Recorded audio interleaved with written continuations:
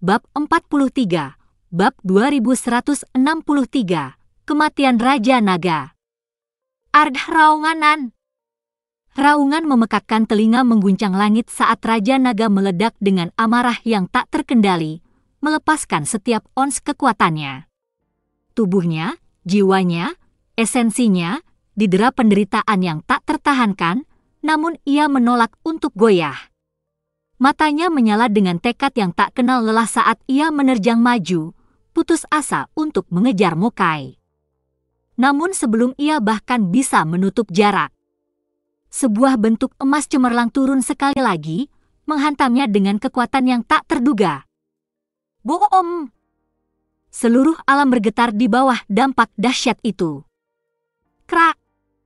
Sebuah suara pecah yang menusuk telinga bergema melalui jurang saat tulang-tulangnya retak di bawah pukulan yang menghancurkan itu. Raungan! Sang Raja Naga meraung kesakitan, tubuhnya yang besar bergetar hebat karena rasa sakit yang luar biasa. Tubuh naganya yang dulunya kuat kini dipenuhi luka, sisiknya yang berkilauan bernoda merah tua dengan darahnya sendiri. Namun, amarahnya tidak mengenal batas. Luka tidak berarti apa-apa. Kekalahan bukanlah pilihan. Praunger! Mengabaikan tubuhnya yang hancur dan sungai darah yang mengalir dari luka-lukanya, ia melesat maju sekali lagi, niat membunuhnya membumbung tinggi. Kali ini, targetnya tidak lain adalah makhluk tertinggi di hadapannya, Dewa Sejati. Dengan gerakan ganas, cakar naganya yang besar merobek kehampaan, melewati ruang itu sendiri, dan menebas ke arah sosok emas di langit. Wujud naganya yang sebenarnya telah sepenuhnya muncul, kekuatannya yang menindas mengguncang surga. Gelombang kekuatan yang menyilaukan meletus dari dirinya, dan tanpa ragu sedikit pun, ia membuka mulutnya. Aliran darah merah menyala menyembur keluar, darah naganya sendiri. Esensi darah. Ekspresi Dian Rahu berubah saat dia langsung menyadari tindakan putus asa dari Raja Naga. Suaranya mengandung jejak urgensi yang langka. Dia tahu apa yang akan terjadi. Boomong! Cakar naga yang melonjak dengan kekuatan penghancur yang lebih besar menyerang langsung Dewa Sejati. Namun, meskipun dampaknya mengguncang bumi, sosok Dian Rahu nyaris tidak goyah. Hanya terdorong sedikit ke belakang. Rasa sakit tumpul berdesir di lengannya, tetapi itu saja. Itu tidak cukup. Kekuatan Dewa Sejati berada di luar apa yang bisa dihadapi Raja Naga. Kembali ketika Raja Naga melawan Bupati Ilahi tanpa mimpi, dia hanya berhasil melukainya sedikit karena Bupati Ilahi telah mengabaikan pertahanannya, membiarkan api membakar tubuhnya. Tetapi di sini, Dian Rahu telah memutuskan untuk bertarung dengan kekuatan penuh, baik secara ofensif maupun defensif. Bagi Dragon Lord, untuk memaksa mundur Dewa Sejati terkuat bahkan beberapa meter saja sudah merupakan prestasi yang monumental. Namun, itu tetap tidak berarti. Sama seperti Dian Rahu, kekuatan Dragon Lord juga terbatas karena pertempuran mereka terjadi di kedalaman laut kabut tak berujung. Tetapi bahkan jika mereka berada di dunia luar, itu tidak akan mengubah apapun, puncak alam batas ilahi tidak akan pernah bisa menyaingi Dewa Sejati. Mereka adalah dewa karena suatu alasan. Dalam sekejap, sosok emas yang telah didorong mundur tiba-tiba muncul di hadapan Dragon Lord sekali lagi. Aura ilahinya meletus, mewujudkan bentuk emas kolosal, ukurannya mencerminkan tubuh naga Dragon Lord sendiri. Tanpa ragu-ragu, raksasa emas itu mencengkeram ekor besar Dragon Lord, cengkeramannya tidak bisa dipatahkan. Kemudian, dengan kekuatan yang luar biasa, boom! Dia mengayunkan Dragon Lord tinggi ke langit, mengirim tubuhnya yang kolosal menabrak kehampaan dengan kekuatan yang menghancurkan. Sang Raja Naga meronta dengan keras, tetapi melawan kekuatan absolut dari Dewa Sejati, perlawanannya sia-sia. Dengan ayunan kuat lainnya, Dian Rahu melemparkan tubuh raksasa Sang Raja Naga ke bawah, menghantamnya ke bumi jurang dengan kekuatan dewa. Dan lagi. Bomong. dan lagi, dan lagi.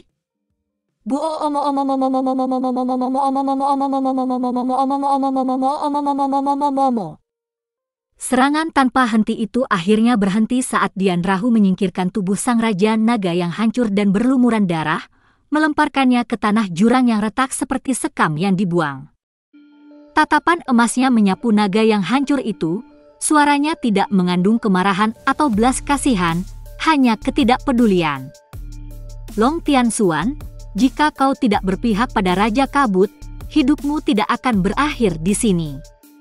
Bentuk naga yang babak belur itu bergetar hebat sebelum perlahan menyusut, kembali ke bentuk manusia. Tubuhnya yang dulu megah kini hanya tinggal cangkang yang hancur, ditutupi luka-luka yang dalam dan berlumuran darahnya sendiri. Jiwanya, yang hancur tak terkira, berkedip lemah, napasnya pendek dan tidak teratur. Setiap ayunan lengan Dian Rahu telah dipenuhi dengan kekuatan dahsyat dari seni ilahinya, yang tidak hanya menghancurkan daging dan tulang tetapi juga esensi jiwa Raja Naga.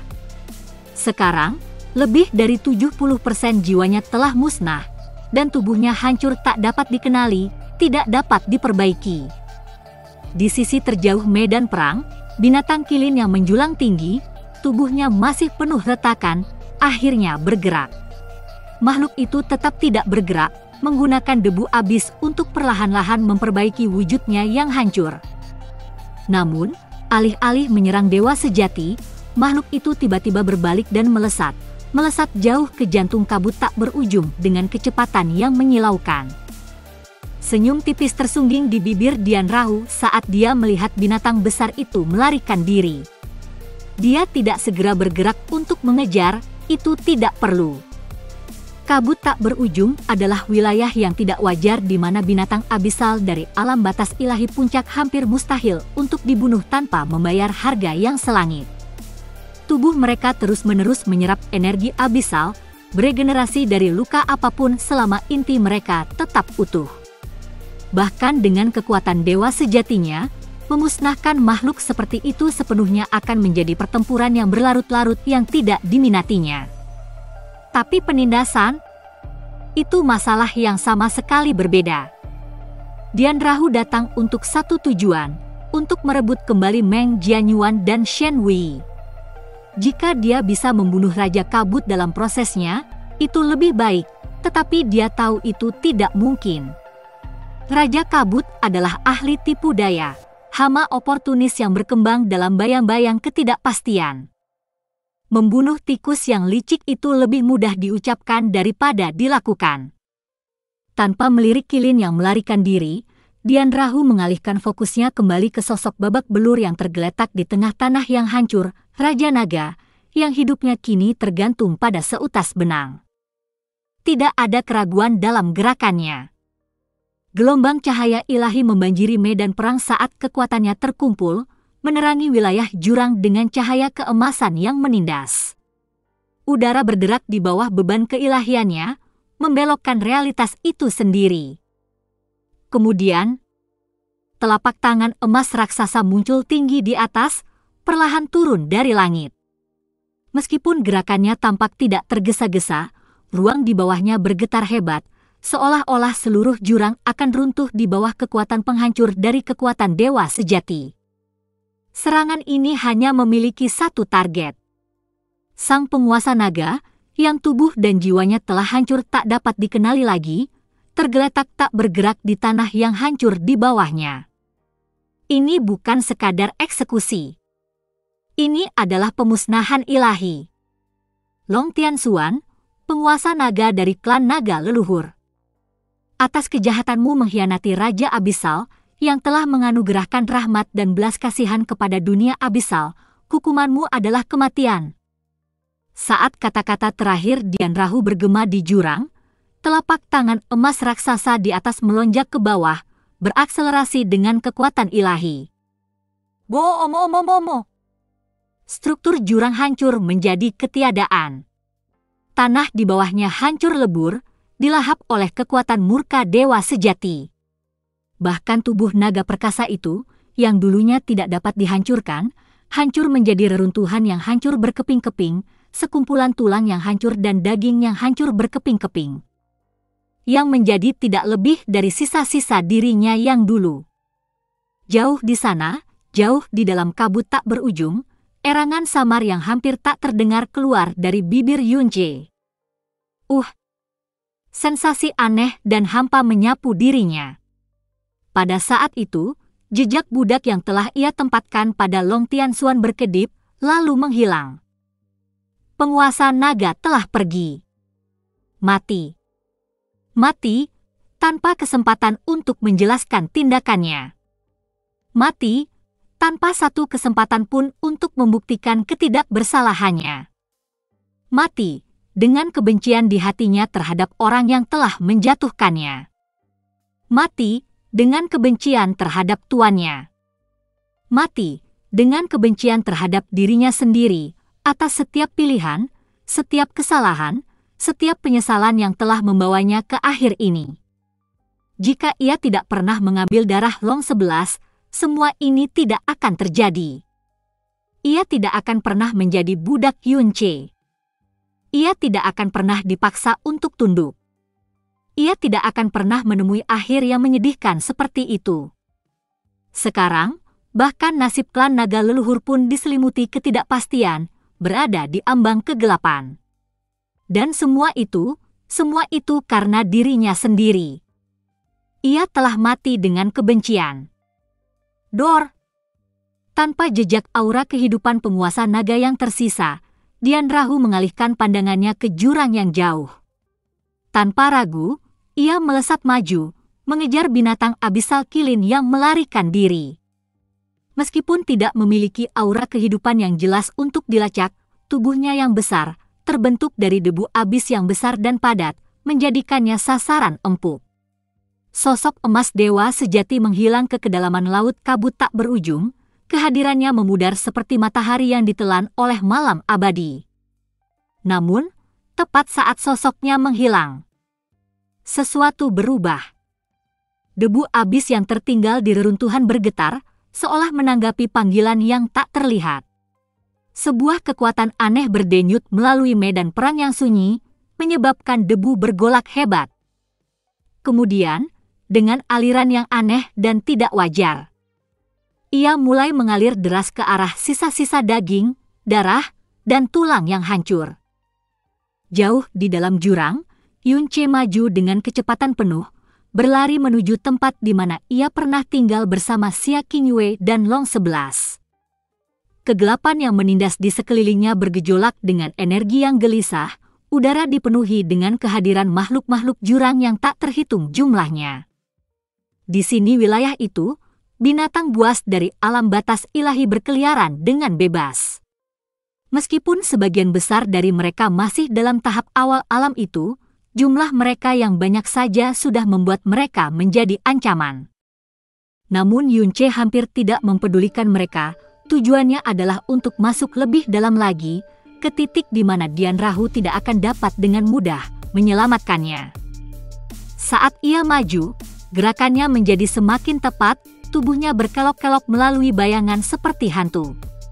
Dengan kilatan energi yang mendalam, ia mendorong seni ilahi yang tidak terlihatnya hingga batasnya, menyembunyikan tidak hanya kehadiran fisiknya tetapi juga auranya, tidak menyisakan apapun untuk persepsi yang paling tajam sekalipun. Indranya terentang keluar. Binatang buas abisal kilin sudah dekat. Tidak jauh di belakang, ia dapat merasakan kehadiran Dian Mokai yang luar biasa, yang masih mengejar. Mata Yunce bersinar dengan perhitungan saat ia membiarkan Dian Mokai bergegas melewatinya, tidak pernah sekalipun memecahkan persembunyiannya. Semakin dalam mereka melakukan perjalanan, semakin dalam lingkungan abisal menekan mereka. Di sini, bahkan persepsi ilahi dewa sejati pun sangat terbatas. Jurang itu tidak memungkinkan pengamatan yang mudah, penglihatan, pendengaran, dan bahkan indera spiritual pun tumpul oleh sifat kacau alam ini. Dian Mokai, yang sepenuhnya terpaku pada aura Yunce yang melekat pada binatang kilin yang melarikan diri, tanpa sadar telah jatuh ke dalam perangkap yang sempurna. Saat Yunce benar-benar menghapus auranya, Dian Mokai terpaksa mengalihkan perhatiannya sepenuhnya ke binatang itu, dengan asumsi bahwa Yunche telah dilahap. Fokusnya yang menyempit, dikombinasikan dengan penindasan alami jurang, membuatnya bahkan tidak pernah menyadari kehadiran Yunche saat ia terus mengejar kilin lebih dalam.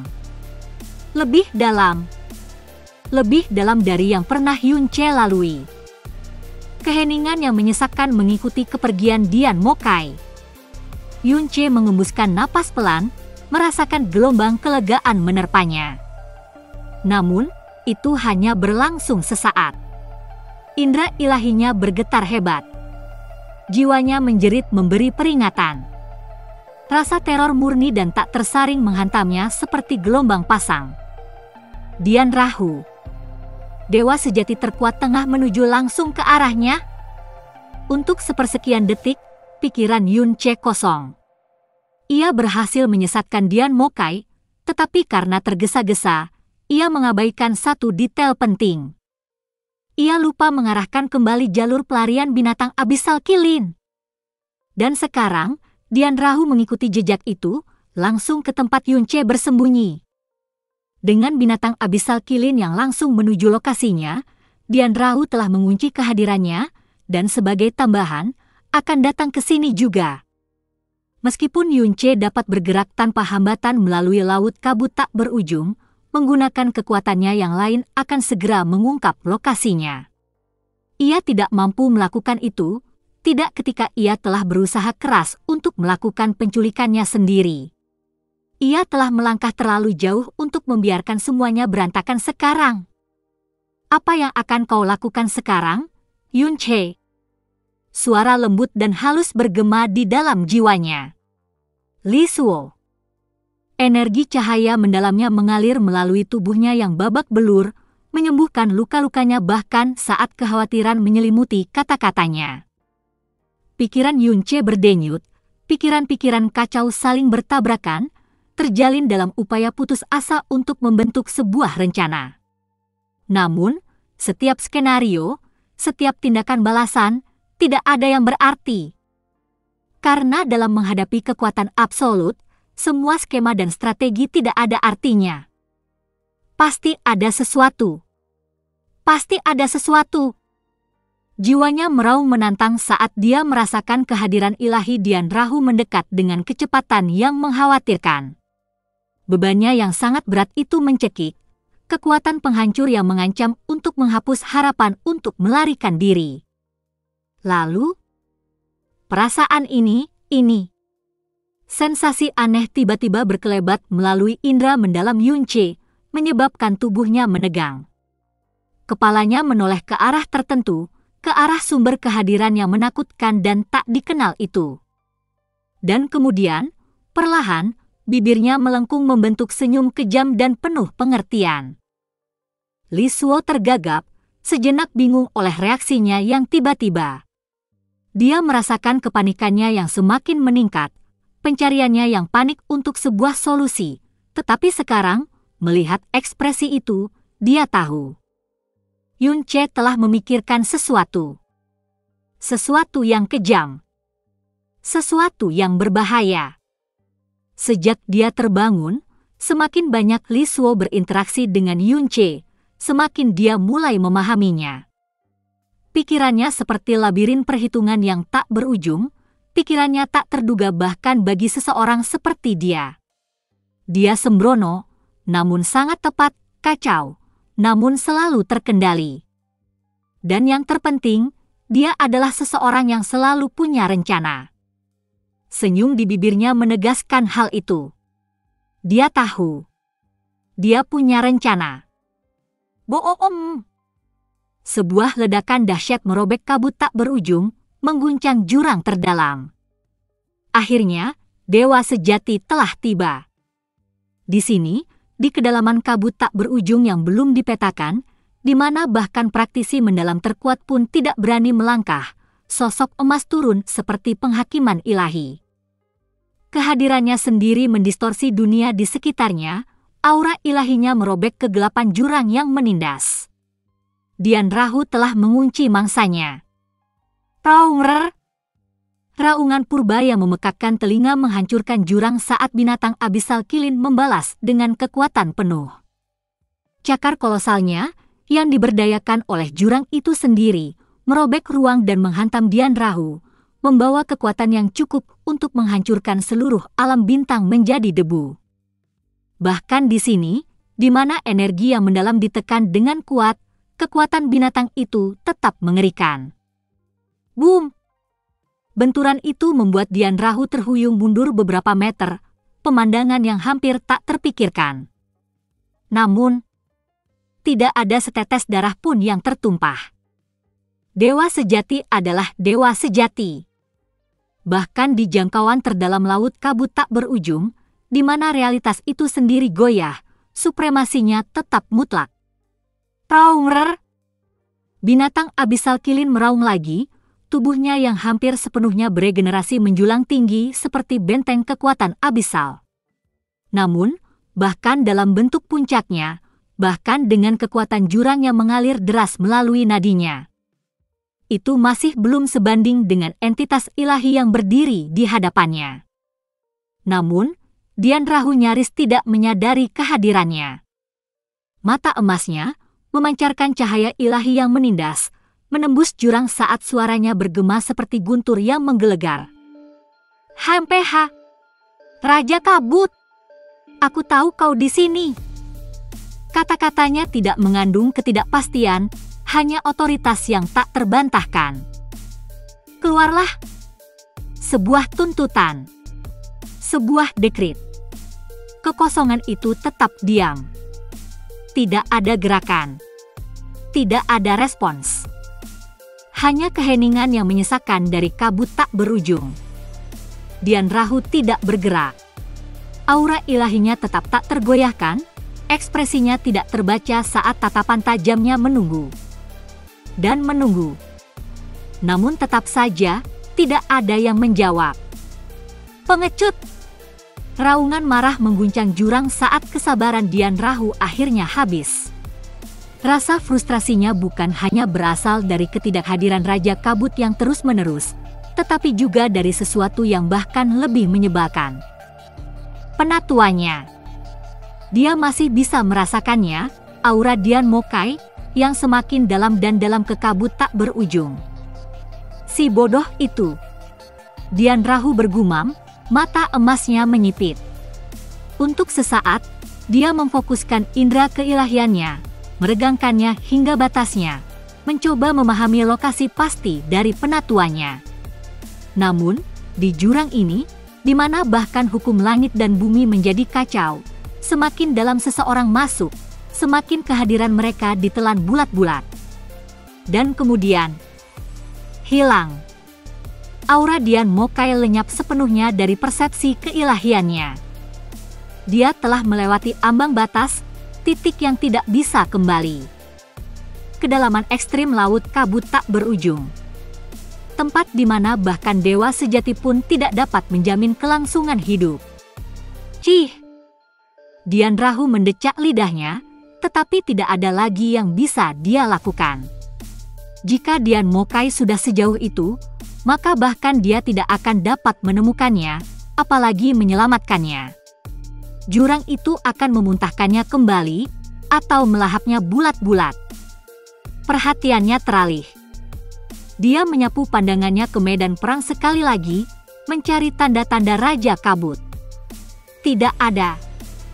Tidak ada sedikit pun gerakan. Kesabarannya habis. Baiklah. Jika tikus itu ingin bersembunyi, biarlah. Jika dia tidak mau keluar dengan sukarela, maka Dian Rahu akan merobek salah satu senjata terhebatnya tepat di depan matanya. Tatapannya terkunci pada binatang jurang Kilin, wujudnya yang sangat besar menjulang di atas jurang seperti monolit yang mengerikan. Makhluk terkutuk ini, sudah terlalu lama, ia telah menjadi penguasa laut kabut tak berujung yang tak terbantahkan. Ia telah meneror banyak praktisi yang sangat hebat, berkembang di wilayah tanpa hukum ini di mana bahkan yang terkuat pun enggan untuk menantangnya. Dan mengapa? Karena tidak ada dewa sejati yang bersedia membayar harga untuk membunuhnya sekali dan untuk selamanya. Sampai hari ini, aura emas Dian Rahu melonjak, energi ilahi meletus dari tubuhnya dalam pertunjukan kekuatan ilahi yang menakjubkan. Raja Kabut dikenal menggunakan Dewa Kilin sebagai binatang buas favoritnya yang menakutkan. Renung Dian Rahu, pikirannya berpacu saat dia menganalisis situasi. Jika dia mati, maka meskipun dia dapat mengendalikan binatang buas jurang lainnya, tidak ada yang akan sebanding dengan yang ini. Itu seperti memotong sayapnya. Pikiran itu sendiri mengirimkan kilatan dingin dan kejam yang melintas di matanya. Kalau begitu aku akan mematahkan sayap itu. Cahaya emas yang menyilaukan meledak keluar, menerangi jurang seperti turunnya kekuatan surgawi yang tak terhentikan. Makhluk jurang yang lebih lemah yang tak terhitung jumlahnya yang telah mengintai dalam bayang-bayang langsung dilenyapkan, tubuh mereka berubah menjadi tidak ada dalam sekejap. Seluruh kabut tak berujung bergetar di bawah kehadiran dewa sejati yang siap berperang.